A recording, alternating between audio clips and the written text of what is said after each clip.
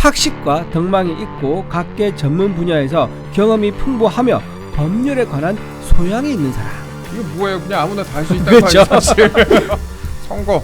지난 월요일에 저희가 이제 이준우 대변인과 함께 했었는데 그때하고 지금하고 분위기가 꽤 다릅니다. 지지율 추세가 많이 달라졌어요. 그렇죠. 그때는 이재명 후보가 50% 초반이 나왔었어요. 51%, 52% 나왔었는데 지금은 이제 대부분 여론조사에서 한 46, 8 까지 좀 떨어진, 그러니까 거의 한 5% 이상 빠진, 그렇죠. 5% 이상 포인트가 빠진 그런 이제 여론조사 결과가 나오고 있는 거고요. 김문수 후보는 우상향이 뚜렷합니다. 네. 여론조사 업체마다 좀 다르긴 하지만 어떤 데는 이제 20% 이상 차이가 났었었는데 네. 지금은 10% 한 자릿수 또는 10% 정도 되는 이 정도 격차로 확 줄어든, 그게 불과 며칠 사이에 일어난 일이거든요. 예. 아까 말씀드린 대로 예상하지 못한 변수가 생겼었지요. 이재명 후보의 실언도 있었고요. 거기에 자영업자들이 700만 자영업자들이 분노를 하면서 입장을 내기도 했었고요. 네. 그런데 그거를 또 이재명 후보는 무슨 생각인지 모르겠는데 이걸 또 정면 돌파하겠다라는 식으로 해가지고 인천에 가서 거기 한 번 더 합니다. 커피 125 호텔 경제야. 이게 뭐가 잘못이냐? 커피 경제야 이제 호텔 경제야. 그거를 섞어서 얘기 네. 죄송합니다. 호텔 경제야 이해 못하면 바보다라고 하면서 그걸 오히려 자기는 정면 돌파라고 생각했는데 이게 계속 지금 눈덩이처럼 역효과를 불러오고 있는 거예요. 이게 이재명 후보가 약간 패턴이 그런 것 같아요. 한번 약간 실수를 했을 때 본인은 실수라고 생각을 하지 않을 수도 있겠지만 그렇죠. 바로 인정하고 그냥 넘어가면 금방 풀리는 건데, 아니 이재명 후보뿐만 아니라 정치하시는 분들이 그런 것 같아요. 이렇게 보통 선거를 뛰다 보면 옆에 그림은 보이지 않고 이렇게 앞에만 보게 되는. 예. 그렇죠. 경주마처럼 앞만 보고 달리는데 선거는 그러지 않습니다. 주변에 많은 사람들의 반응과 피드백을 듣고 교정하면서 앞으로 나가야 되거든요. 근데 교정하지 않고 그냥 앞만 달린다. 그건 굉장히 위험한 거고. 이제 옛날에 이제 노무현 전 대통령이 정면 돌파해서 선거한 적 한 번 있긴 해요. 네. 그 권양수 여사 관련돼 가지고 권양수 여사의 부친이 옛날 빨치산 활동하지 않았느냐 이걸 이인재 후보가 공격한 적이 있었는데 나라를 버리란 말씀이십니까? 그렇죠. 내 마누라를 버리라 한단 말입니까? 그랬더니 그게 정면 돌파가 돼가지고 오히려 지지율 끌어올리는 효과가 났었어요. 근데 이건 완전히 다르죠. 왜냐하면은 지금 자영업자를 직접적으로 타격을 했단 말이에요. 700만 명의 자영업자가 마치 악덕 폭력자인 것처럼 얘기를 했기 때문에 이거는 그분들 사과를 직접 바로 해야 되는 그런 상황에도 불구하고 그거를 바보다라는 식으로 몰고 가는 건 굉장히 잘못됐죠. 50대하고 자영업자층에서 많이 좀 빠진 것 같더라고요. 그렇죠. 오늘 신문 일면 보니까요. 조선일보 일면이었던 것 같은데 이재명 주춤, 김문수, 이준석 상승이었습니다. 또 비슷한 일면이 좀 많았습니다. 50%까지 올랐던 50%대까지 올랐던 이재명 후보의 지지율이 40% 중반대로 대체적인 여론조사에서 좀 하락을 했다 이런 거였고, 특히 이제 한번 하락을 하게 되면 이슈를 주도하지 못하고 있어요. 이슈를 주도하지 못하게 되고 이런 뭐 커피 120원 같은 부분, 그다음에 호텔 경제론 이런 걸로 안 좋은 이슈를 좀 주도하고 있는 그런 상황이었다 좀 말씀을 드리고, 그다음에 특히 이제 최근에 이재명 후보가 중도 보수 쪽으로 움직였는지 모르겠지만 중도 보수 약간 그들을 좀 어떻게 보면 당에 포섭하는 듯한 그런 행보를 좀 보였잖아요. 그렇죠. 물론 뭐 그렇게 보수라고 인정받는 분들은 아니었지만 그렇죠. 그러니까 그런 부분에서 약간 포지셔닝을 뒀었는데 이 커피 원가 120원 발언 등으로 리스크를 다시 키운 것 같다라고 그런 그 여론 분석하시는 분들도 그렇게 얘기를 하더라고요. 그렇죠. 그러니까 이제 껍데기만 중도 보수를 했다는 게 입에 들킨 거죠. 그러니까 그리고 부자 몸조심, 이게 좀 너무 부자 몸조심했다. 그렇죠. 곧 제대로 앞두고 있는 말년 병장처럼 떨어진 낙엽도 조심하는 이제 이런 식의 행보를 보인 게 저 사람이 처음에는 1등, 그러니까 3년 내내 1등 하고 있는데 지금 저 사람이 하는 행보 보면 1등 주자 맞느냐? 너무 조심하고 있는 이제 그런 행보를 보이는 게 좀 이제 국민들 보기에는 오히려 더 불안한, 사법 리스크 이외에 지도자로서 영역도 좀 불안하다. 그리고 또 하나 중도 보수라고 하면서 중도 보수는 정책으로 행동으로 보여줘야 되는 거거든요. 근데 그러지 않고 어떻게 하느냐? 중도 보수에 있는 사람들 데리고 와서 자 봐봐라, 나 중도 보수 아니냐라는 식으로 하고 있기 때문에 중도 보수의 내용이 없다 이런 얘기 나오고 있는 거예요. 그래서 52시간제 예외 적용 이런 것도 처리하지 않고 그대로 하겠다고 하지 않습니까? 민노총의 요구를 받아들여가지고, 그러니까 이런 중도 보수의 행동이나 내용이 없이 사람으로 그 채우려고 하다 보니까 이게 힘을 받고 있지 못하다, 그렇게 볼 수 있을 것 같습니다. 뒤에 사법 시스템 관련된 얘기도 저희가 좀 나눌 건데 이것도 중도 보수층에서 굉장히 민감하게 반응할 수가 있는 부분이거든요. 그렇죠. 그래서 저희가 법원 관련된 부분, 사법 시스템 관련된 부분도 이따 자세히 좀 다루겠습니다. 저희가 조금만 더 김문수 후보 얘기 좀 해볼게요. 김문수 후보가 지금 많이 따라왔습니다. 한 자릿수 차이로 지금 아까 이제 대변인 말씀하셨듯이 많이 따라왔는데 그 배우자 설란영 여사의 영향도 컸다라는 분석이 나옵니다. 어제 이제 설란영 여사를 비롯해서 딸 그리고 사위까지 함께 유세에 적극적으로 참여를 했더라고요. 저희 영상을 좀 보여드릴 건데, 어제 이제 부천역 유세입니다. 그래서 딸하고 사위 그다음에 설란영 여사까지 함께 단상에 등장을 해가지고 유세를 하는 그런 모습 볼 수가 있습니다. 이물이 좋아요? 선량하게. 그리고 이 영상도 있었고, 이거는 이제 또 어제 이거는 그 어린이집 관련해서 이제 광명에 있는 어린이집 관련해서 방문을 했는데, 그것도 이제 딸과 사위가 함께 동행을 했습니다. 그 딸하고 사위가 사회복지사인 것도 국민들에게 좀 신선하게 다가오는 것 같습니다. 어떠세요? 그렇죠. 보통 이제 저기 유력 정치인 같은 경우는 자제의 배우자는 보통 사자가 많이 붙습니다. 사자. 변호사, 판사, 검사, 의사 이런 분들이 많은데, 저렇게 사회복지사, 사회복지사 좀 다른 의미에서 사자가 붙어가지고 굉장히 신선하다. 그리고 부부 둘 다 사회복지사였는데, 그때 딸이 처음 대학 진학할 때 아버지 김문수가 이렇게 조언했대요. 딸이 영어를 잘해서 영어 관련된 걸 하려고 그랬더니, 딸아, 사회복지사를 한번 가봐라. 앞으로 사회가 발전하면 이런 이제 수요가 많다. 이건 숭고한 직업이다라고 하면서 딸을 설득했다 그러더라고요. 그래서 이렇게 김문수 후보가 가지고 있는 사회적 선한 영향력, 이런 관점이 자녀한테 이어져 가지고 지금 부부까지도 이렇게 사회복지사라는 말 그대로 숭고한 직업을 가지고 좋은 영향을 끼치고 있다. 정말 자랑스러운 가족인 것 같아요. 사회복지사 딸 부부가 사회복지사인 가정도 이렇게 특히 정치인 중에서 거의 없을 것 같아요. 그렇죠. 하나도 없을 것 같은데. 그리고 설 여사 같은 경우는 요즘 또 그 섭외 경쟁이 아주 치열한. 좀 요즘 뭐 노무지 인기가 많다 그러더라고요. 그러니까 지금 저기 노조위원장 출신이지 않습니까? 그래서 그런지 말씀도 조리 있게 잘하시고. 우리가 이렇게 월요일에 같이 방송했었잖아요. 그렇죠, 했죠. 난 조곤조곤하면서 저렇게 싹 그 몰입해서 사람들 눈과 귀를 이제 끌어당기는 저런 거에 대해서 사람들이 인기가 많아서 여기저기서 막 부르고 방송에서도 부르고 그렇게 한다고 하는데, 무엇보다 가장 중요한 거는 가족 모두가 저렇게 유세장에 같이 동반 유세를 할 수 있다는 거. 이 그림 자체가 다른 후보와 굉장히 차별점이 된다. 지금 상대 후보는 그러지 않거든요. 본인이 사법 리스크 5개, 배우자는 또 벌금 받고 또 사법 리스크 진행 중인 거고, 또 아들도 지금 사법 리스크 있지 않습니까? 뭐 상습 도박부터 해가지고 저 마사지 후기, 뭐 성매매 후기 이런 것들 때문에 사법 리스크가 있는데, 가족 모두가 사법 리스크가 있는 그런 후보와 전혀 사법 리스크가 없고 또 숭고한 직업에 종사하고 있는 딸 부부, 그리고 노조위원장 출신의 동지였던 배우자와 함께 동반 유세한다는 거, 이거는 많은 국민들에게 신뢰감과 함께 이제 역량에 대한 기대감도 같이 끌어주는, 국격을 높여주는 후보자가 될 거다, 저는 그래 봅니다. 저 이렇게 말씀하시는데 괜찮나 싶어요 지금. 저 대변인이라서 지금 우리 국민의힘 우리 김문수 후보 더 많이 좀 알려주고 싶은데 할 게 많습니다. 미담 있으면 좀 얘기 좀 해주세요. 미담. 우리 김연아 선수 관련돼 가지고 미담은 많이 좀 알려졌었죠. 윤하김, 윤하김.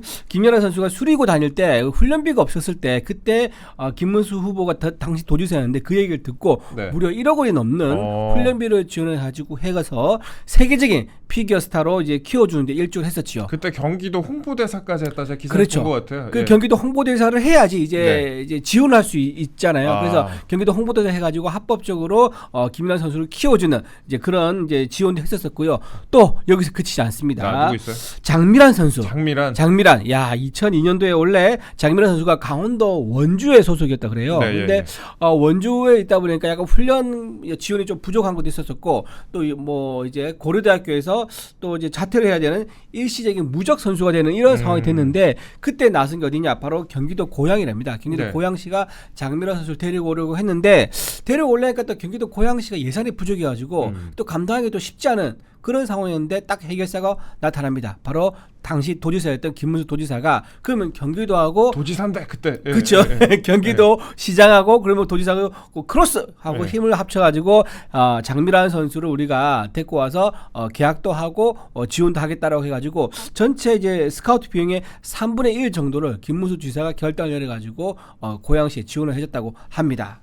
그랬던 일들이 있었군요. 이렇게 미담에 대해서도 어떻게 또 외워 오셔가지고 아침에 소개를 해주셨습니다. 나중에는 2010년에는요 장미란 선수 체육관도 만들어요. 고양시 장미란 체육관 이러고. 그러니까 전국의 유일한 역도 전문 체육관이라고 하더라고요. 이게 근데 김문수 후보가 그동안에 이제 도지사 한 이후에 몇 년 공백이 있었잖아요. 그러니까 사람들이 이런 거를 잘 기억을 못 하시는 분들이 많이 있어요. 그래서 이런 거를 당 차원에서 좀 홍보를 좀 해야 될 것 같은데, 예, 오늘 홍보를 좀 하셨네요. 예, 그래서 오늘 이제 캐비넷 나와가지고 열심히 홍보하고 있습니다.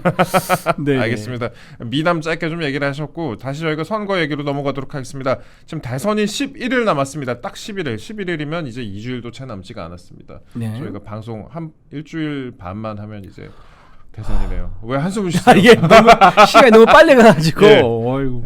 뭐 이제 좋은 생각하면 네. 뭐 좋은 일이 있겠죠. 그런데 네. 이제 대선이 딱 11일 남았는데, 근데 이게 국민의힘 아직도 내부 갈등을 벌이고 있다. 이게 기사로 너무 많이 기사가 나오니까 저희도 안 다룰 수가 없습니다. 내부 갈등에 대해서 당의 대변인으로서 어떻게 생각을 하세요? 좀 안타깝습니다. 이 내용이 보니까는 이제 한동훈 후보가 22일 날 어제였죠. 유세 현장에서 홍준표 후보를 찾아서 4명이 의원 4명이 이제 당 돈으로 하와이 여행 갔다라고 얘기를 한 거예요. 하와이 여행을 갔다. 그래서 이제 그때 간 이제 분 당사자인 김대식 의원이 즉각 이제 반박을 했습니다. 네. 모든 비용은 자비로 왔다. 가신 4분이 김대식 의원하고 유상범 의원, 조광한 전 남양주시장 그리고 이성배 대변인 4명이 갔는데요. 네. 당 지원 없이 전부 다 자비로 갔다면서 즉각 반박을 했죠. 그래서 간 이유는 뭐냐?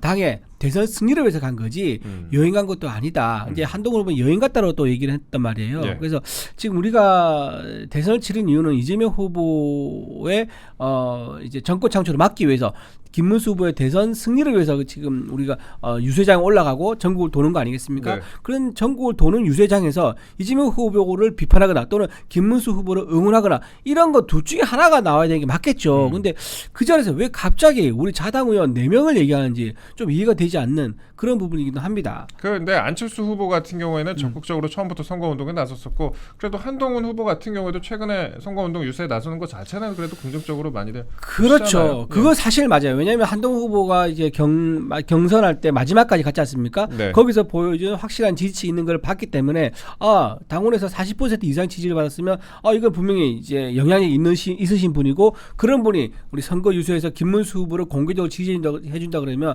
분명히 도움이 될 것이다라고 했는데 그러면 이제 김문수 후보 옆에 서서 김문수 후보 손을 잡고 안고 그리고 또 본인도 옷을 입을 때는 빨강색 뭐 이제 2번만 이제 입을 것이 아니라 김문수라고 이름이 박혀 있는 이름 박힌 옷을 안 줬다고 그럴 것 같은데. 근데 안 줬겠습니까? 그 달라면 주는데 저도 이제 안 입고 이제 저는 제 생각 그래요. 제 생각에는 그거 구하기 어렵지 않습니다. 근데 그럼에도 불구하고 이름이 굳이 빠진 옷을 입고 있다는 거 아직도 입고 있는 거죠. 이제 그런 부분은 좀 많은 사람들이 생각하기에는 한동훈 후보는 이번 이제 대선을 혹시 나중에 있을 전당대회를 위해서 활용하려는 게 아니냐라는 그런 이제 의심하는 사람들이 있는 거예요. 그래서 이런 의심을 만들 이유가 뭐가 있습니까? 10일밖에 남지 않은 대선이 있는데 그렇기 때문에 유세하실 때 우리 자당 뭐 관련된 의원이라든가 이런 뭐 비판하기보다는요 대선의 목적에 맞게끔 한마음 단일 대우로 좀 싸워주면 좋겠다. 이런 내부는 이재명 후보를 도와주는 것밖에 되지 않는다. 좀 말씀을 드립니다. 그 이준석 후보하고 관련된 사건도 하나 있었어요. 그 이동훈 개혁신당 대변인 이분 아시죠? 이게 조선일보 기자 출신 예전에 벌써 몇 년 됐죠. 이제 윤석열 전 대통령 선거 당시에 그때 캠프에도 잠깐 있었던 분으로 기억을 하는데 이분이 이제 SNS에 친윤계 의원들이 당권을 줄 테니까 단일화를 하자라고 하면서 전화를 걸어온다라고 글을 올렸는데 한동훈 전 대표가 이걸 보고 친윤 구태다라고 하면서 강하게 또 비난을 하지 않았습니까? 근데 이거에 대해서 또 이준석 후보가 또 당권 제한 온 적 없다.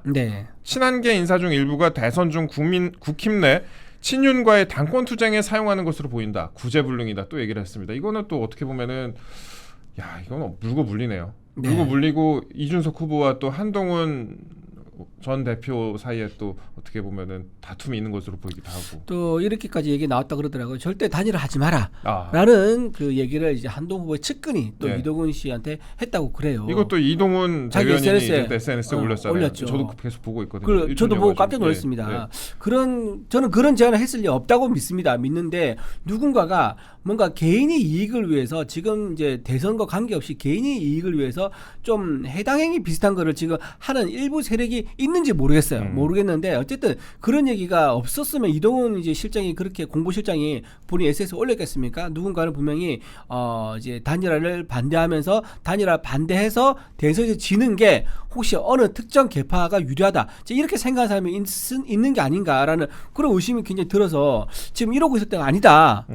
지금 겨우겨우 어렵게 지금 기회를 잡아가지고 김문수 후보 치고 올라가고 있고 설날 여사와 또 딸 부부 가족까지 해가지고 전부 다 국민들한테 기대감을 받고 있는데 여기에 시선을 모아주지 못할 망정 오히려 국민의 시선을 뺏어가면서 분란을 만들어서 되겠느냐 굉장히 안타까운 상황이다. 빨리 정신 차려야 된다고 생각합니다. 저는 기억이 좀 가물가물한데 예전 대선에도 이랬었어요. 혹시 예전에 그러니까 지금 당에 계신 지 20년 정도 되셨잖아요. 그렇죠. 예. 예전에는 이제 이랬던 적이 있었던 것 같아요. 저기 박근혜 전 대통령 MB하고 친박하고 이제 이분의 갈등이 있을 때는 이렇게 있었는데 그때 경선에 해가지고 이제 MB가 먼저 대통령 됐지 않습니까? 그때는 친박계들이 경선에서 떨어졌지만 그렇다고 해서 선거를 방해하지는 않았었어요. 선거를 방해하지는 않고 뭐 적극적으로 도와준 분도 더 많았죠 오히려. 그렇게 해서 나중에 아주 매끄럽게 그 다음 정권을 또 이어가고 이렇게 했었는데 지금은 좀 전례가 없을 정도로 너무 내부 갈등이 좀 아직까지 봉합되지 못하고 있는 부분은 이건 좀 전례가 없었다 좀 이렇게 보여집니다. 네, 전례가 없는 내부 갈등이다. 내부 갈등 속에서 11일이 남았다. 아니 참 이게 지금 선거운동 솔직히 잘 되고 있습니까? 예전에 저희가 이제 지난주쯤에 다룰 때 저도 나름 취재를 하잖아요. 그러면 조직이 지역에서 잘 돌아가지 않고 있더라고요. 당협도 움직이지도 않고. 그런 얘기 나오죠. 그래서 일부 이제 개파 의원들이 뭐 PK와 TK 있는데 특히 그분들 지역에서 좀 뭔가 소극적이다. 그리고 뭐 그런 이제 개파에 있는 의원들이 보좌진들이 뭐 휴가 보냈다. 뭐 이런 등등 얘기가 나와가지고 소문으로만 돌았었는데 실제로 제가 이제 지역에 있는 몇몇 분한테 이제 카톡으로 저한테 연락이 와요. 저도 선거에 나간 지기 때문에 제 지인들이 좀 많이 있거든요. 저를 응원해 주시는 분들. 근데 이런 식으로 선거하면 안 된다. 현수막이라든가 거리에 나와 있는 선거 운동원이라든가 이런 부분들이 에너지가 없어 보인다라는 게 좀 있는 거예요. 그래서 좀 많지는 않지만 그런 분들이 있기 때문에 저는 이럴 때일수록 우리 한동훈 후보라든가 한덕수 전 국무총리 그리고 유승민 의원 그리고 이제 이낙연 전 국무총리까지 이번 주 저는 넘기지 않을 거라고 보거든요. 이번 주라면 사실 내일밖에 없는 건데 희망회로예요? 아니면 가능성이 있는 거예요? 제가 정통한 소식통에 따르면 이번 주 안에 한덕수 총리가 움직일 수 있다. 그 정도까지만 제가 딱 말씀드릴 수 있습니다. 이번 주 중에 한덕수 전 총리가 움직일 수가 있다. 그렇죠. 어떤 식으로 움직인다? 합류를 공식화하면서 김문수 후보 도와달라라고 하면서 합류를 할 가능성이 지금 유승민 이제 전 의원과 함께 같이 일어날 가능성이 있어요. 엄청난데요, 그러면? 엄청나죠. 그래서 손학규 전 대표 같은 경우에는 뭐 자연인으로 남겠다라고 한덕수 전 총리가 말을 했다고 하는데 뭐 여기엔 이 말할 수 있고 저기엔 저 말할 수 있다 뭐 이런 거예요? 아니면 정치는 생명이죠. 생명. 왜냐하면 그때 당시에는 생물도 아니고 생명이에요. 생물이죠. 좀 정확하게 말하면 이게 그때 당시에 이제 여론조사에서 사실상 김문수 후보가 상당히 처져 있었거든요. 그런 상황에서의 판단과 지금 추세가 이제 쫓아가는 우상향이 뚜렷한 이런 상황에서는 굉장히 다르죠. 그리고 얼마 전 어제였나요? 데일리안에서 여론조사 했는데 물론 하우스 이펙트 효과가 있습니다. 좀 우파하게 잘 나오는 이제 그런 여론조사 결과인데 어쨌든 데일리안에서 발표한 여론조사에 따르면 이재명 후보와 김문수 후보가 불과 3.2%포인트밖에 차이가 나지 않는 오차 범위 내에 있는 그런 접전을 보였단 말이에요. 그렇다 그러면은 이렇게 될 수 있는 상황이 된다 그러면 참여를 하죠.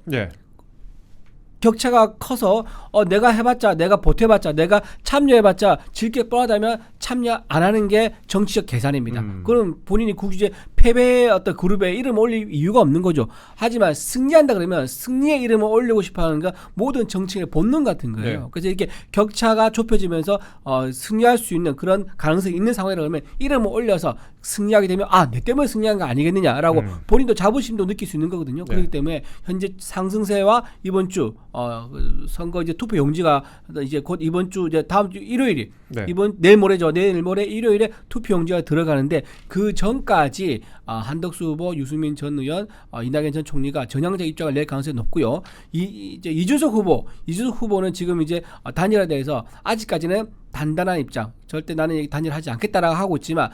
지난번 대선을 참고해서 보면 그때도 비슷한 상황이었는데 그때 투표용지 인쇄되고 나서도 나중에 결국 단일화 해가지고 결과 성공적으로 이겼지 않습니까? 대선에서. 그런 모델을 우리가 한번 경험한 적이 있기 때문에 이준석과의 단일화 가능성도 이번 주 넘어간다 하더라도 희망이 없는 건 아니다. 그렇게 봅니다. 일단 한덕수 전 총리, 그다음에 이낙연 전 총리, 유승민 전 의원까지 3인방 지금 거론을 하셨습니다. 이번 주라고 하면 이제 내일 모레 일요일까지 치죠 그냥. 그렇죠. 일요일까지 이틀 더 남아있는 건데 이틀 안에 뭔가 가시적인 성과가 있을 것으로 이제 전망을 하셨으니까 네. 저는 이것을 지켜보도록 하겠습니다. 타율이 어떻게 되는지 저희가 지켜보겠습니다. 예. 아이고, 다음 주 월요일 방송 어떡하지?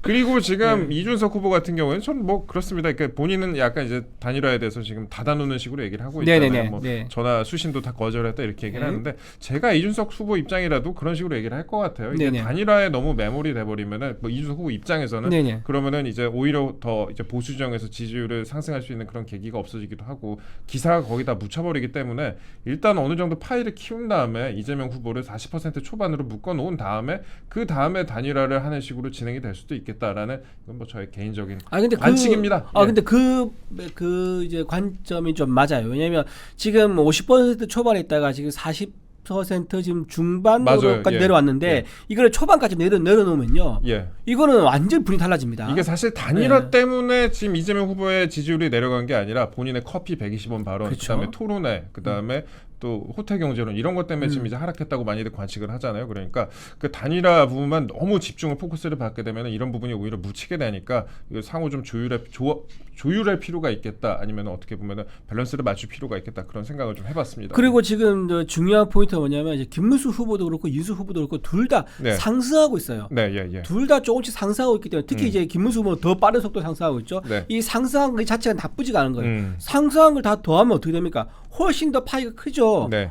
이재명 후보를 또 만약에 단일화 한다 그러면 이재명 후보를 더 큰 차로 이길 수 있는 가능성이 그만큼 높아진다는 것 때문에 네. 각자 지지율 끌어올리는 현재 상태는 유지하는 거 굉장히 좋은 방법이다라고 생각합니다. 알겠습니다. 오늘 2차 토론회가 있습니다. 오늘 2차 토론회는 KBS에서 이제 녹화를 하죠. 생방송을 이제 진행을 하는데 8시부터죠? 예, 많은 유튜브 채널에서 진행을 하기도 합니다. 오늘 이제 주제가 갈등 극복, 그다음에 통합, 사회 분야예요. 사회 분야인데 이게 사회 분야라는 건 사실 넓게 해석될 여지가 많습니다.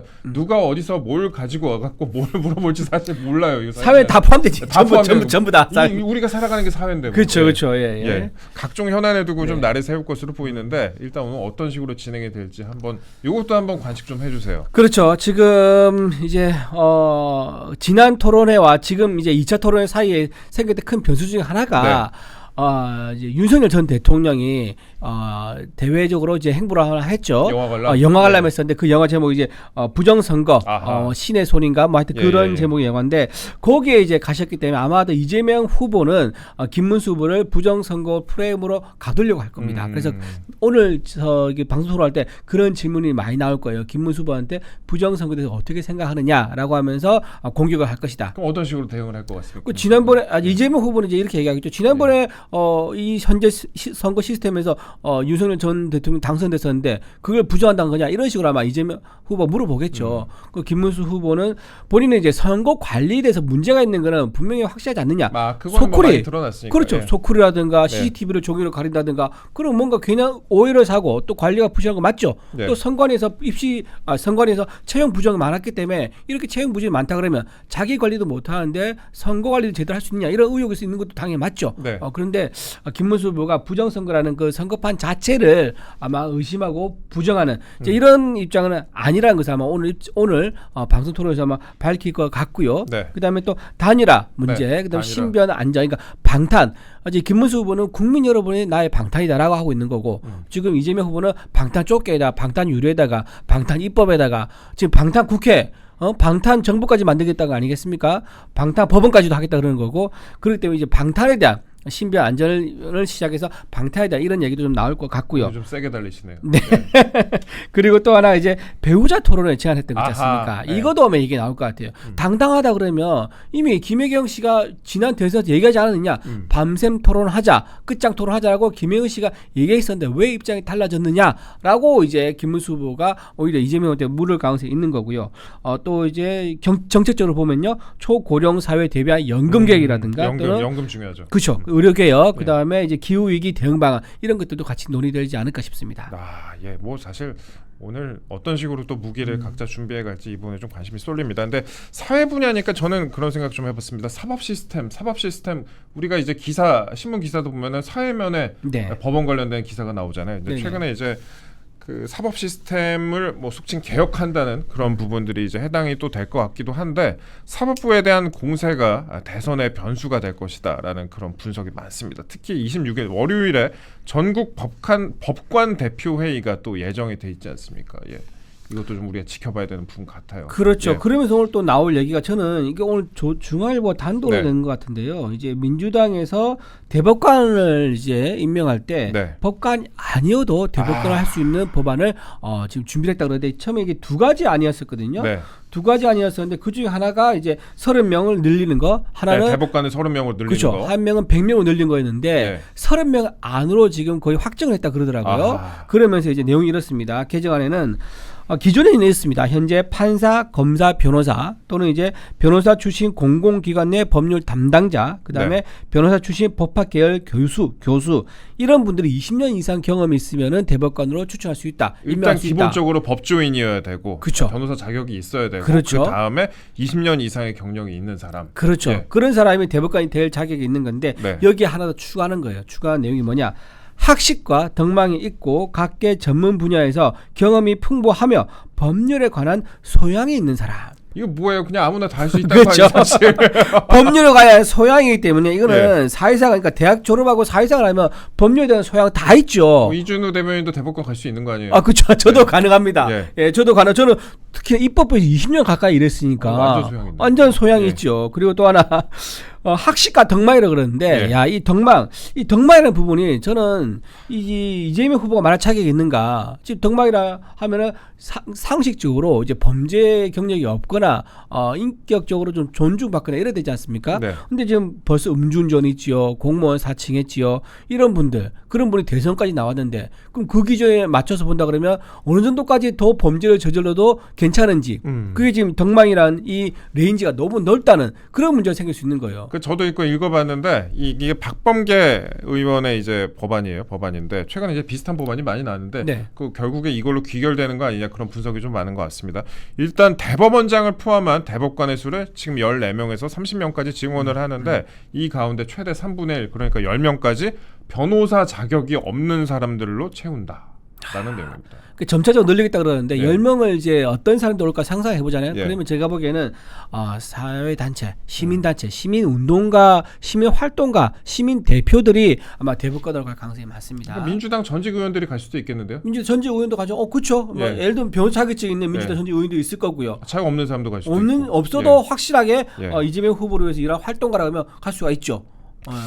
야, 이거는 그러니까 지금까지 저희가 보면은 그 대법관 물론 이제 그 다양성은 있어야겠죠. 대법관의 네네. 이제 정치적인 뭐 성향의 다양성을 우리가 어느 정도 이렇게 보장을 하잖아요. 그러니까 보장을 하는데 그런데 지금까지 뭐 있어봤자 뭐 특정 연구회 출신들이나 아니면 뭐 민변 출신이거나 이런 사람들이 왔었던 것으로 저는 기억을 하고 있는데 이제 그걸 아예 뛰어넘어서 변호사 자격이 없는 정말 어떻게 보면은 그 말로만 하면 학식과 덕망이 있는 사람, 경험이 그렇죠. 풍부한 사람이 네. 누구나 올 수 있다는 게 네. 이게 상당히 충격적으로 다가오는 부분이고 이게 어떻게 보면 이번 선거에서 상당히 영향을 미칠 수 있겠다라는 생각이 듭니다. 영향을 미치려면 사실 당에서 홍보를 잘 해야 되는데 그렇죠. 홍보가 아니라 이게 잘 알려야 되는데 네네. 잘 알리고 있습니까? 네, 하여튼 뭐 열심히 하고 예. 있습니다. 이게 사실 그렇거든요. 일반적인 대중이 내가 재판을 받을 일이 있겠어라고 생각하시는 분들 많이 있는데 재판 받을 일 은근히 있습니다. 은근히 있고요. 그다음에 살아가다 보면은 특히 민사소송 같은 경우에는 특히 할 일이 그럴 경우가 많이 있기 때문에 이 대법관 그다음에 사법 시스템의 개혁 같은 경우에는 굉장히 좀 관심을 가져주시면 어떨까 하는 생각하고 있습니다. 특히 저희가 법관 회의나 이런 대법관 증원 등의 문제에 대해서는 저희가 조만간에 주말에라도 특집 방송을 좀 편성을 해가지고 다뤄보는 그런 시간을 가지려고 하고 있습니다. 민주당에서 그리고요, 뭐 차기 정부 출범 시에 사법부 및 검찰 개혁을 추진할 대통령 직속 사법제도 개혁 추진위원회를 설치하겠다라고 밝혔는데 여기서 또 검찰에 대한 기소와 수사권 분리 그리고 영장 청구 독점권 폐지뿐만 아니라 대법관 증원, 대법관과 헌법재판관 임명 절차 개선까지도 담았다고 합니다. 너무 많네요. 이 3권을 전부 다 확보하는 거네요. 예, 3권을 다 확보하는 그런 3권 분립이 아니라 3권을 장악하는. 일단 입법권 자체는 거의 뭐 200석 가까이 되기 그렇죠. 때문에 그리고 행정권도 만약에 당선이 된다면은 그럼 행정권 거기다 사법권 같은 경우에도 최근에 이제 조희대 대법원장에 대한 공격뿐만 아니라 이런 절차적인 부분까지도 개선을 그렇죠. 우리 흔히 독재라고 말할 때 독재 기준이 뭐냐? 네. 어떤 행위를 했을 때 독재라고 하냐 할 때 네. 삼권을 다 장악해서 혼자 다 견제받지 않고 모든 것을 마음대로 할 때 이때가 독재라 그러거든요. 지금 이 방식대로 사법제도개혁추진위원회를 열어서 이런 식으로 하겠다 그러면 이거는 독재가 열릴 가능성이 높다. 그리고 더군다나 위원장이 누구냐도 중요해요. 국제기준사법정의실현위원회라는 걸 설치를 한다고 하는데 이름도 복잡해. 사법정의실현 국제기준. 근데 위원장이 지금 백태웅 교수라고 이분이 또 여러분 뭐 아시는 분 아시겠지만 산호맹 출신입니다.